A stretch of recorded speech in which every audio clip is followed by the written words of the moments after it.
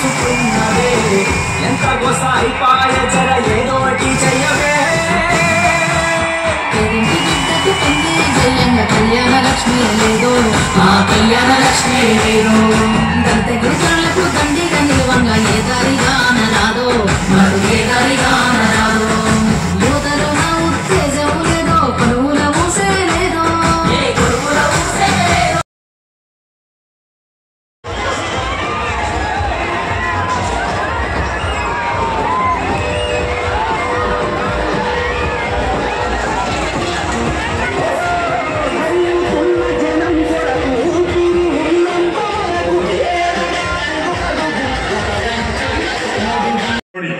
నేను ముఖ్యంగా యువకులు విద్యార్థులు మేధావులు ఆలోచన పరులుతున్న మనవి ఈ రాష్ట్రం మనది ఈ దేశం మనది భవిష్యత్తు మనది దయచేసి ఆలోచించి ఓటు వేయండి కానీ ఒక ఒరవడిలో పిచ్చి పిచ్చిగా కొట్టుకొని పోవడం కాదు మనకు న్యాయం జరగాలి నర్సాపూర్లో లంబాడా సోదరులు ఎక్కున్నారు నేను 58 ఏళ్ళు మొత్తుకుంటే ఏ ఒక్క ముఖ్యమంత్రి కూడా లంబాడి తండాలు గ్రామ పంచాయతీలు చేయలే గ్రామ పంచాయతీలు చేసిందే కేసీఆర్ మీకు డైరెక్ట్గా నిధులు పంపించిందే కేసీఆర్ గిరిజనులకు 10% రిజర్వేషన్ పెట్టిందే కేసీఆర్ ఇవన్నీ కూడా ఉన్నాయి మీకు ఇంకొక ముఖ్యమైన విషయం చెప్తున్నాను నేను లంబాడా బిడ్డ టీఎస్పీఎస్సీలో గ్రూప్ 1 పరీక్షలు జరుగుతూ ఉన్నాయి గ్రూప్ 1 పరీక్షలలో హైకోర్టు అడిగింది ప్రభుత్వాన్ని ఇది అన్యాయం 10% రిజర్వేషన్ ఇది విరుద్ధంగా ఉన్నదో అని మాట్లాడింది రాష్ట్ర ప్రభుత్వం చాలా బలంగా వాదించాలి కదా కొట్లాడాలి కదా అప్పుడు బీఆర్ఎస్ గవర్నమెంట్ చేసింది మొత్తం రిపోర్ట్ తెప్పించి కమిటీ చేసింది అని దాన్ని నిలబెట్టాలి కదా ఇవాళ మనం లేదు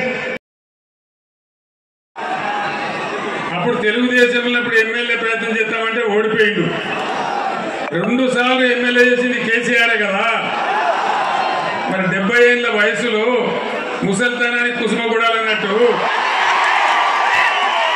ఎవరు ఉద్ధరిద్దామని పోయినట్టు మదన్ రెడ్డి ఏం చేద్దామని పోయినట్టు ఈ ధర్మమేనా మనందరినీ ఇచ్చిపెట్టిపోయిన మదన్ రెడ్డికి మీరే బుద్ధి చెప్పాలని చెప్పి నేను కోరుతా ఉన్నా అసెంబ్లీ ఎలక్షన్ల కంటే కూడా పెద్ద మెజారిటీ ఇచ్చి వెంకటరామరెడ్డి గెలిపియాలని చెప్పి నేను కోరుతా ఉన్నా ఈ కాలువ పని చాలా ముఖ్యం మనకు మల్లన్న సాగర్ నుంచి వచ్చే కాలువ అది మన బతుకుదేరు నాకు నర్సాపూర్ మీద ఉండే ప్రేమతోని సునీత గారు గెలిచిన కాడి నుంచి దాన్ని స్పీడ్ పెంచి నీళ్లు తెచ్చే ప్రయత్నాలు చేస్తూ ఉన్నాం ఈ కాంగ్రెస్ మెడలు వంచి నీళ్లు తేవాలంటే ఖచ్చితంగా పార్లమెంట్ ఎన్నికల్లో వెంకటరామరెడ్డి గారిని గెలిపించాలి ఆయనతో పాటు మనందరం కూడా యుద్ధం చేయడానికి సిద్ధంగా ఉండాలి కాంగ్రెస్ మెడలు వంచైనా సరే ఈ కాలువ పని పూర్తి చేసుకోవాలి మన పొలాలు గోదావరి నదీ జలాలతోని నర్సాపూర్ పొలాలన్నీ పారాలి అదే కేసీఆర్ కళ అని చెప్పి నేను మాట్లాడుతూ ఉన్నా ఇక ఇంకో పార్టీ నరేంద్ర మోడీ ఏమన్నా పైసా లాభమైందా నరేంద్ర మోడీతోని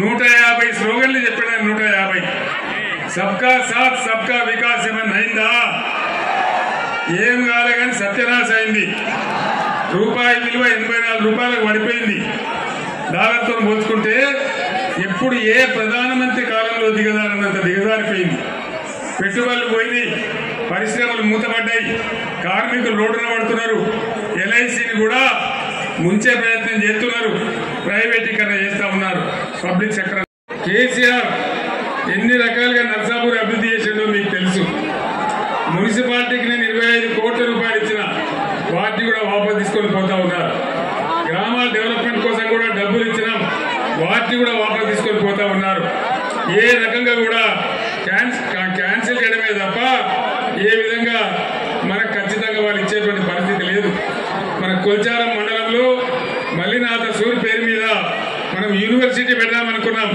దాన్ని కూడా చేసే పరిస్థితులలో ఈ కాంగ్రెస్ ప్రభుత్వం లేదు అదేవిధంగా బీఆర్ఎస్ గవర్నమెంట్ ఉన్నప్పుడు హల్దీ వాగు మీద మంజీరా నది మీద ఎన్ని చెక్ డ్యాములు కట్టించిందో మీకు తెలుసు 10 చెక్ డ్యాములు కట్టినాం దాంతో పంటలు బ్రహ్మాండంగా పండించుకున్నాం దాన్ని అంతా కూడా ఇలా దెబ్బతీసేటువంటి పరిస్థితి వస్తూ ఉంది అంటే తాగునీళ్లు రావు, సాగునీళ్లు రావు, కరెంటు రాదు, పేదల సంక్షేమం లేదు. ముసలోళ్లకు 2000 రూపాయలు మనం పెన్షన్ ఇచ్చినాం, మీరు 4000 ఇస్తామన్నారు. వచ్చినాయా 4000 రూపాయలు? వచ్చే నమ్మకం ఉన్నదా? అంటే ఈ విధంగా ఏ ఒక్క హామీ నెరవేర్చలే. ప్రతిదానికి ఏదో తొండి పెట్టడం, అబద్ధాలు చెప్పడం. పైగా వాళ్ళ నాయకుడు రాహుల్ గాంధీ వచ్చి మన నిర్మల్లో మాట్లాడుకుంటూ గవర్నమెంట్ ఆల్రెడీ 2500 రూపాయలు ఇస్తా ఉందని చెప్పినారు. మహిళలకు, ప్రతి ఇంట్లో మహిళలకు 2500 ఇస్తామన్నారు. వచ్చిందా? ఒక్కరికి కూడా రాలేదా? నర్సాపూర్ కూడా వచ్చిందట కదా, తెచ్చామని మదన్ రెడ్డి కాంగ్రెస్ లో వచ్చిందట కదా, లేదా మదన్ రెడ్డి? నిజమా? మరి ఎందుకు పోయిందా మదన్ రెడ్డి?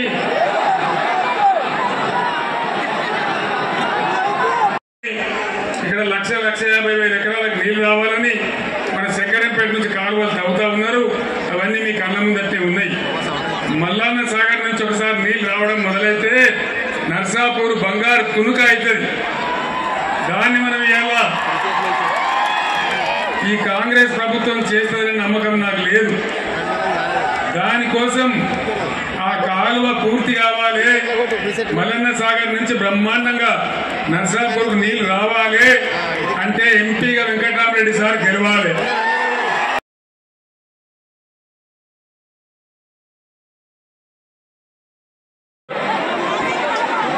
రైతు కూలీలకు కూడా నెలకు 1200 రూపాయలు ఇస్తామని చెప్పినారు. ఫ్రీ బస్సు పెట్టి ఆటో రిక్షా కార్మికుల నోర్లు కొట్టినారు. సాగునీళ్లు లేవు. మిషన్ భగీరథ బ్రహ్మాండంగా పట్టణంలో 1 రూపాయికి కనెక్షన్ ఇచ్చి, గ్రామాలలో రూపాయి కూడా లేకుండా ప్రతి ఇంటికి నల్లా ఇచ్చి, పుష్కలంగా వచ్చిన భగీరథ మంచినీళ్ళు కూడా మాయమైపోయినాయి. ఎక్కడికి పోయినాయి ఆ నీళ్లు? కరెంట్ ఎక్కడికి పోయింది? 5 నెలలనే ఇంత ఆగమాగం ఎందుకైతా ఉంది? ధాన్యం కొంటున్నారా? వడ్లు కొంటున్నారా? పోతలేవా? 500 బోనస్ వస్తున్నదా? బోనస్ బోగస్ అయిందా?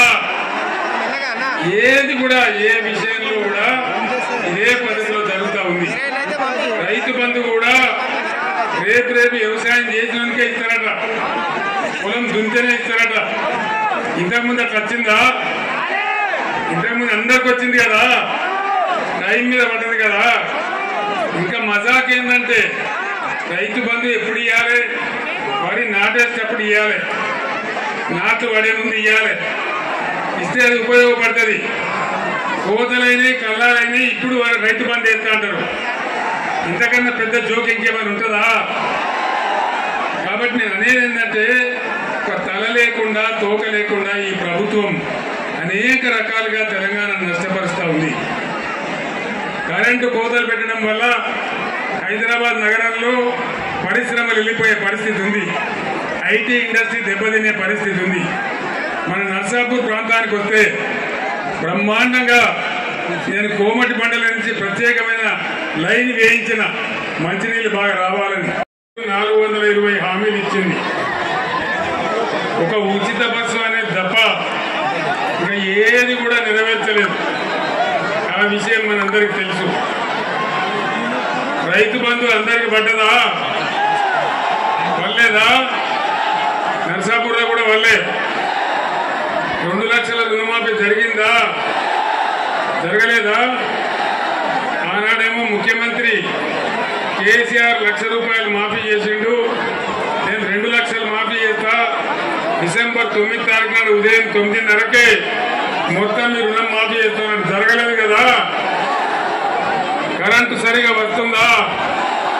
మరి ఎక్కడికి పోయింది మన కరెంటు? 9 ఏళ్ళు బ్రహ్మాండంగా వచ్చినటువంటి కరెంటు ఎక్కడికి పోయింది?